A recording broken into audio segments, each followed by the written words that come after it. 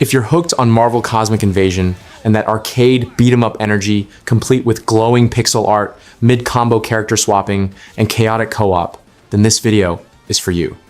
While everyone else is just talking about the same old titles, there's a wave of new games arriving or flying under the radar that deliver that exact, just one more level feeling, whether it's through co-op, 2D brawling, or that retro flavor made for arcade lovers. So, walk with me. I've picked out 10 new games that nobody is talking about, but are practically mandatory if Cosmic Invasion gripped you the way it gripped me.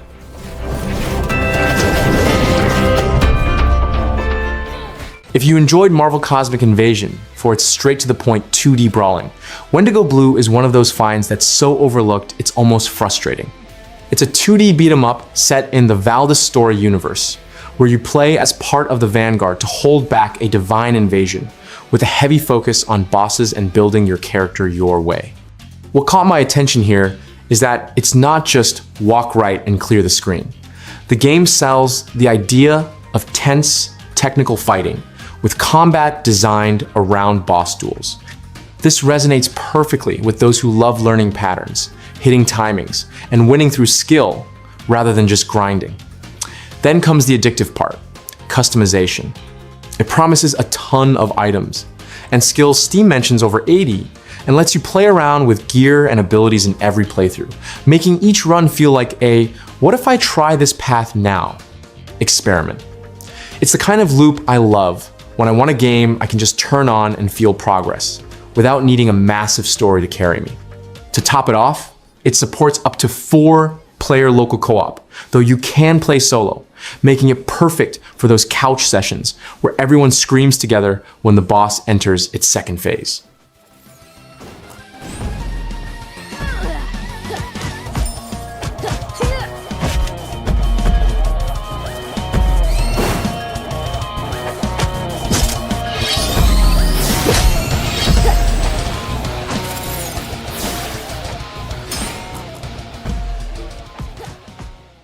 If you're missing that new game that feels made for 2D brawling fans, write this name down: Ghost Vanguard.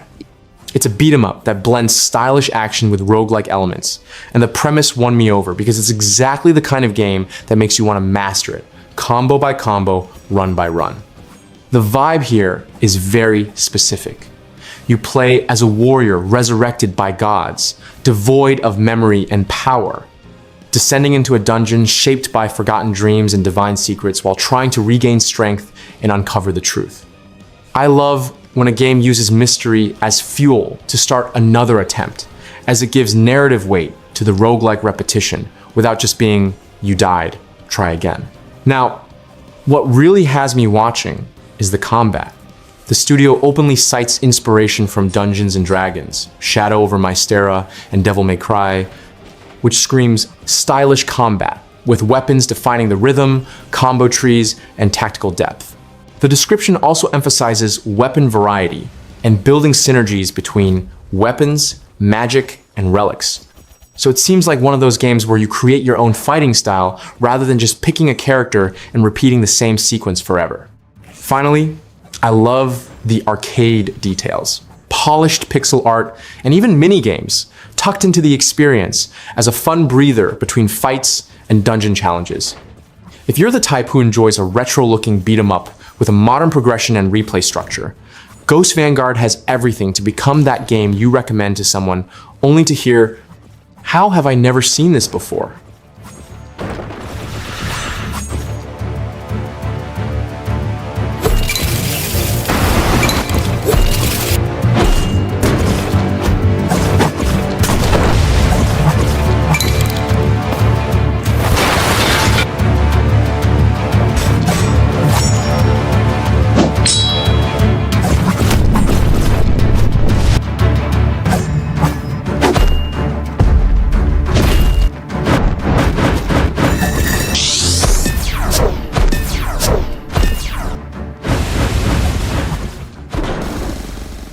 If you enjoyed Marvel Cosmic Invasion and want another beat-em-up with that arcade energy but its own personality, Jay and Silent Bob Chronic Blunt Punch is one of those games that makes me wonder, how is this not everywhere? The pitch is a colorful 2D beat 'em up with hand-drawn visuals and fast action, perfect for just sitting down and enjoying the brawl while the game makes you laugh.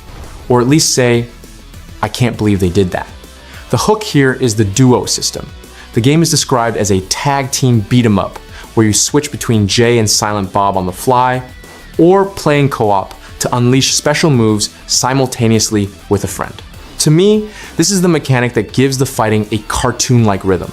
You swap characters to keep the combo alive, reposition, and make the fight feel smarter than just punch and kick spam. The journey is quite a trip too.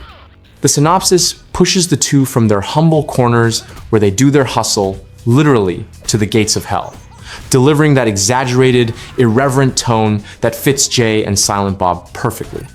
I love it when a beat 'em up embraces the absurd, because this genre works best when it's not ashamed to be loud, silly, and epic all at once.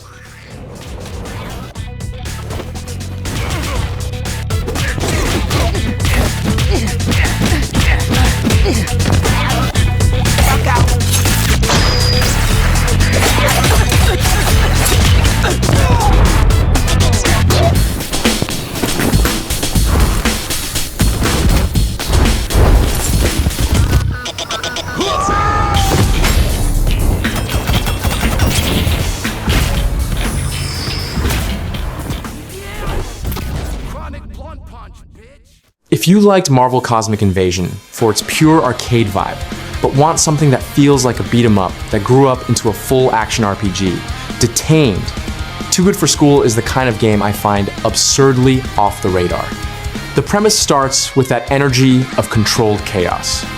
You're a delinquent recently released from a juvenile detention center, dropped into a decaying city full of gangs, with the freedom to decide whether you'll become a savior or embrace the underworld. What stands out to me is how it promises to mix brawling with heavy progression.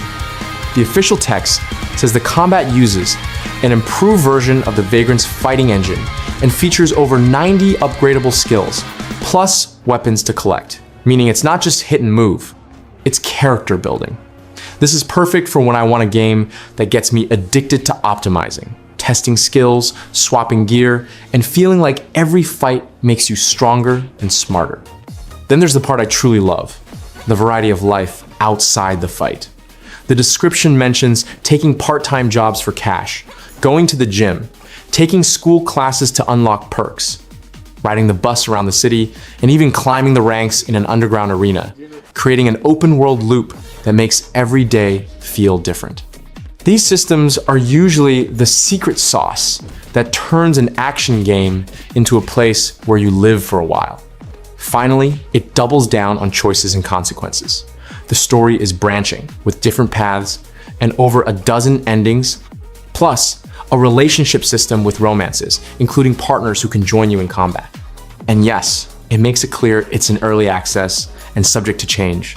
So I view it as a game you can follow closely and discover alongside the updates.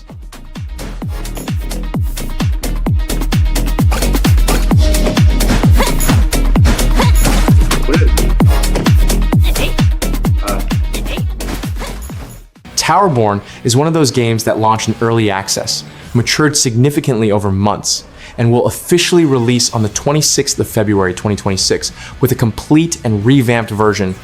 The premise is ambitious. You are an ace, an immortal warrior reborn from the spirit realm, tasked with protecting the Belfria Tower, serving as humanity's last refuge, while exploring a post-apocalyptic world overrun by monsters.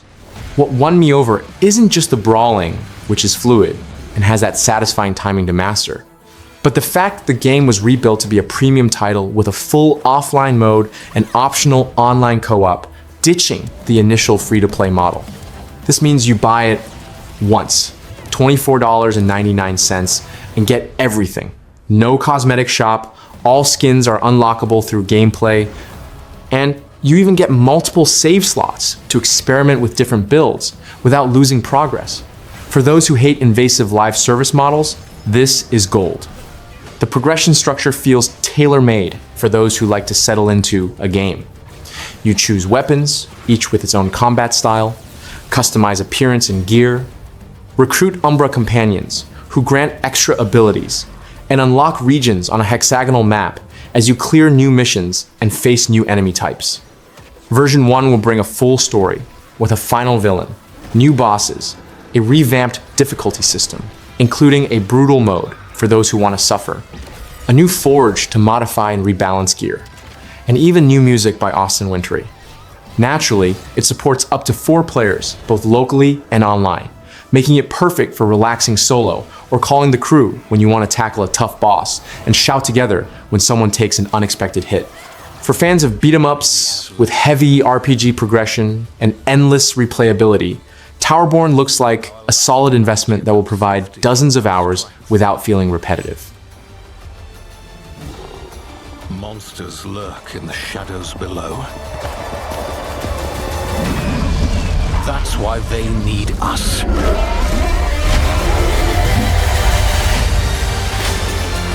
To brave the wilds. Rescue the lost. And push back the threat of the curse.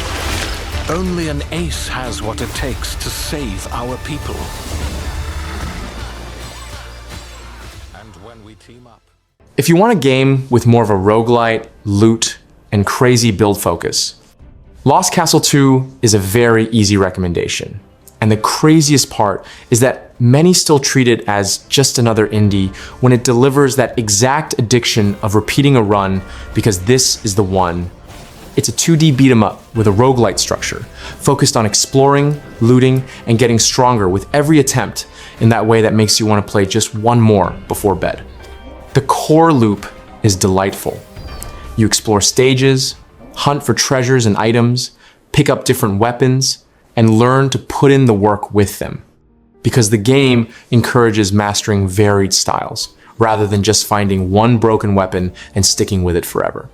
The description itself places this at the center of the game, exploring for treasures, items to power up, mastering various weapons, and facing tougher monsters to prove you're worthy of the loot. To me, the secret sauce here is the co-op.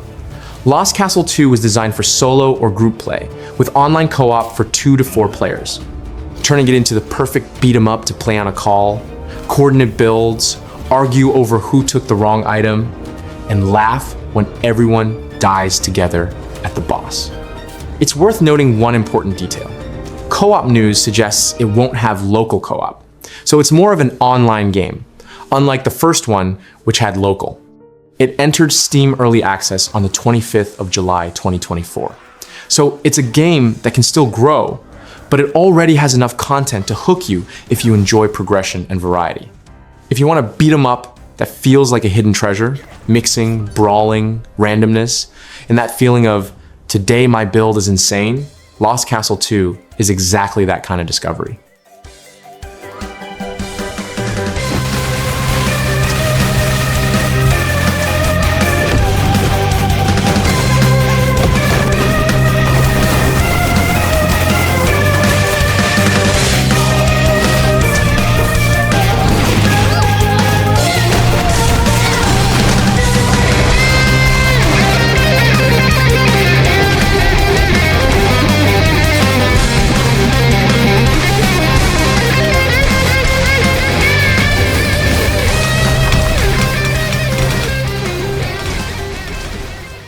If you finished Marvel Cosmic Invasion and were left with that void of, man, I need more pixel art, beat 'em ups with this arcade energy, I have good news.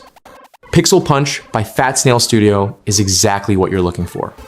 The game casts you as Alex Harmony, a down-on-his-luck musician who needs to recover 6 musical artifacts called Power Runes while uncovering a massive conspiracy involving the diva Saint Adelaide, who has hypnotized all of humanity and kidnapped his girlfriend. The visual style calls back directly to that 90s MTV cartoon aesthetic. A bit cute, but with a heavy urban vibe that reminds me of the contrast Marvel Cosmic Invasion made between colorful heroes and cosmic threats. The combat system here is classic in the best way. Simple controls, but with basic and special attacks that you combine as waves of enemies appear.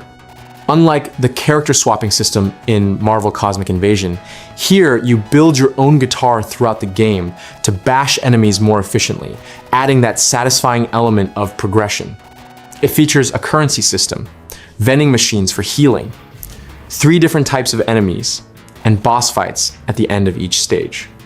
It's direct, honest, and uses that arcade formula that has worked since 90s arcades, and that Marvel Cosmic Invasion proved still has plenty of gas in 2025.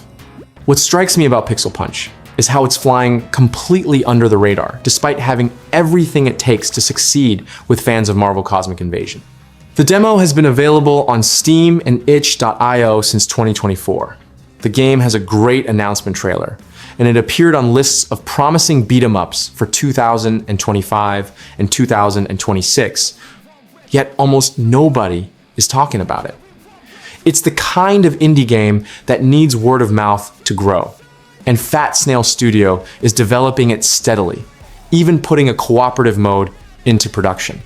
The Eastern European setting with this story of a corrupt music industry and street gangs is quite different from what we see in other beat-em-ups, so it has the potential to surprise. Look, if you enjoyed the bold, colorful pixel art of Marvel Cosmic Invasion, the feeling of linear progression with challenging bosses, and the possibility of co-op, Pixel Punch delivers all that with its own identity. The game is still in active development, with the team regularly updating and listening to community feedback. So this is the perfect time to jump in, test the demo, and watch the growth of a beat-em-up that has everything to be one of those indies that explodes out of nowhere. The 90s vibe, satisfying combos, and the concept of fighting with musical instruments against an entertainment industry conspiracy is simply too good to pass up.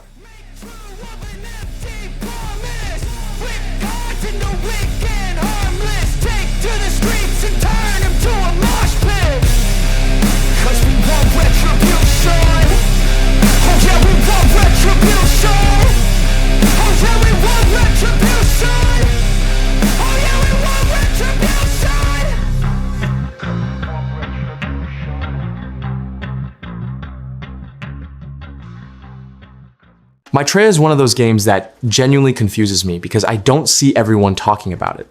Its energy is insane, but instead of pixelated street fights, the focus here is on anime-style aerial brawling, fast and exaggerated in all the right ways.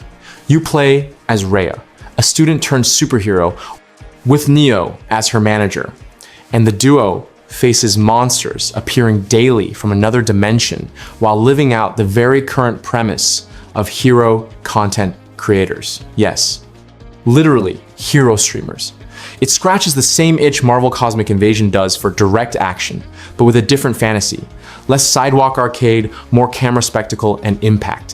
What won me over is how the combat seems to want to put you in anime autopilot mode, locking the camera on the target, flying at high speeds, and chaining sequence after sequence with controls designed to be easy to pick up and hard to put down. And it's not just hitting for the sake of hitting. The game promises 3 iconic weapons and over 30 attacks for you to build flashy combos and finishers, the kind that makes you want to repeat them just to see the enemy bouncing off walls and floors like a season opening. Sequence. To me, this speaks directly to the appeal of Marvel Cosmic Invasion. Combat that is pleasurable second by second, not just good on paper. In terms of content, it doesn't look small either. The official page mentions 38 stages and 24 types of enemies, including bosses. So it feels like there will be enough variety to keep you from getting stuck in a loop of recycled enemies.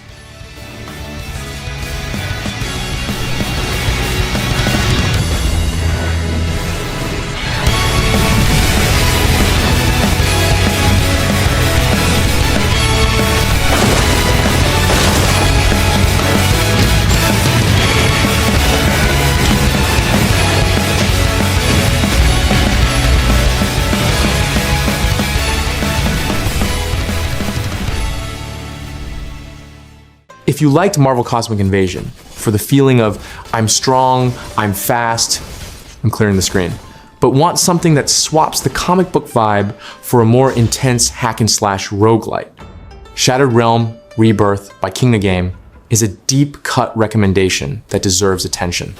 The premise is straightforward and hooked me immediately. It's an endless challenge with an action focus and high freedom, where you switch between worlds. The surface world is dangerous, while the inner world is packed with treasure. But the enemies there are also fiercer. The fun lies in knowing how much to risk before losing everything. It also plays with the idea of traversing dimensions and mastering time through soul transfer, giving it that feel of a game that is always offering you one more chance or one more trap. The differentiator that makes it a good fit for arcade action fans is that the game tries to reduce dependence on pure numbers and focus on combos and the feeling of impact, the kind that makes you want to hit just one more run. From what's been shown, the combat has a very complete kit. Besides attacking, you can block, parry, and dodge, which totally changes the rhythm, because it's not just run and hit, it's reading the enemy and punishing them correctly. Then there's the roguelite seasoning, various weapons with their own mechanics and exclusive ultimates, which you combine with blessings to create very different synergies from one run to the next.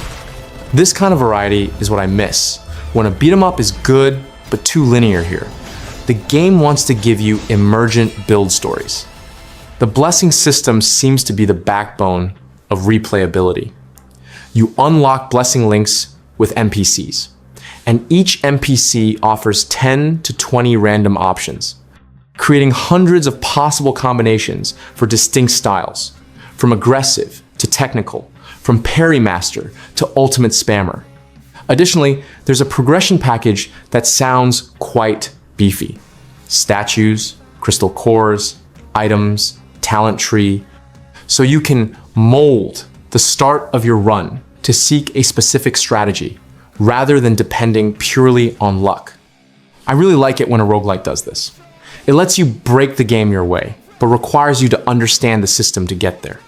It's also mentioned that there are multiple endings and a branching structure, which helps it from becoming just a purposeless, infinite mode.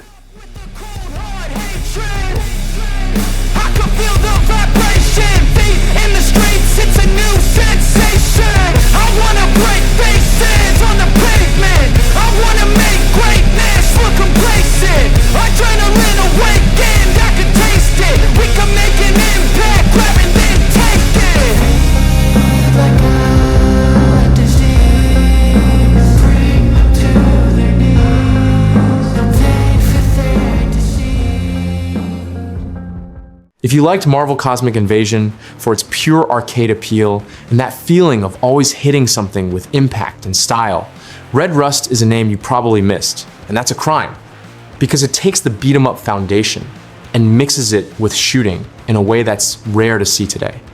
The studio's own description is very direct. It's a retro side-scroller that combines fighting and shooting mechanics inspired by 8 and 1/6 bit hits from the 90S, but designed with the modern player in mind, emphasizing story and visual presentation. The coolest part is that you can feel it's a passion project. The demo was made by a tiny team. They mentioned 2 people, a designer and a programmer, and it's on itch.io for you to test and provide feedback. The setting is 1984, and you control Agent Red, a Soviet KGB officer sent to the West on a secret mission. I like this kind of premise because it immediately sets a different mood from the colorful superhero of Marvel Cosmic Invasion. The vibe here is colder, tenser, almost pulp espionage, but with over-the-top action and a world full of criminal gangs and mechanical abominations. There's a narrative detail I think is great for the video. Agent Red is described as brutal and cold-hearted, and her arc involves understanding her own emotions and the strange world around her. This adds a human touch to a game that, deep down, just wants to get you addicted to the brawling. Gameplay-wise, what draws me in most is the promise of a hybrid. It's not either a beat-em-up or a shooter. It's the game asking you to switch stances, distance, and rhythm all the time. This kind of blend, when it clicks, is a delight because it changes how you read every enemy. There are times you want to get close and resolve it with punches, and times you want space and control with shots. The studio also makes their target clear. Even if it's only a few hours long, the game aims to be packed with boss battles, giant mechanical beasts, crazy twists, and plenty of fights. To me, this is exactly the spirit that makes Marvel Cosmic Invasion fans keep hunting for the next fix in the genre. Red Rust has the perfect ammunition because there's a free demo on itch.io focused on a boss battle, a small but honest slice of the pitch. And on Steam, the game shows a release date of the 1st of April 2026. So it's at that perfect timing of get in before the hype and be the person who pointed the game out first.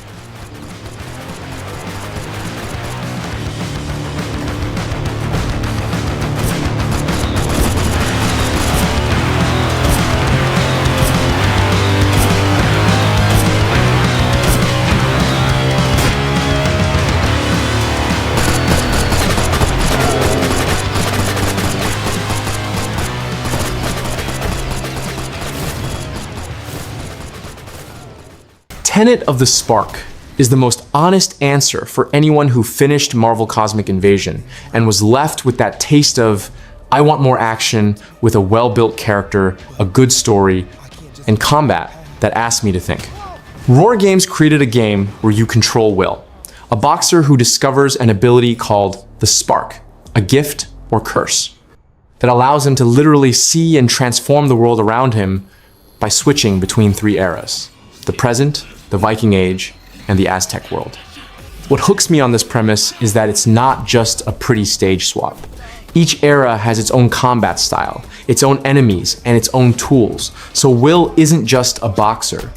He's three warriors in one. The combat is where the game truly stands out. And it's also where you'll feel that same energy Marvel Cosmic Invasion delivers when you nail a well-timed combo.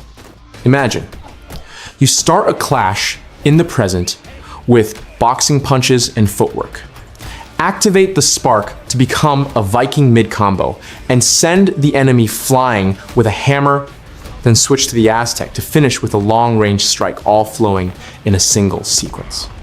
The most direct comparison I hear in communities is with Sifu in terms of demand and enemy reading, combined with the character switching system of Devil May Cry 5. For true beat-em-up fans, this isn't marketing. It's a serious proposal for layered combat. The visuals also need to be mentioned because they are absurd. The game runs on Unreal Engine with a realistic cartoon aesthetic, where the animations have that loose-limbed cartoon energy, but with the weight and impact of a real fight.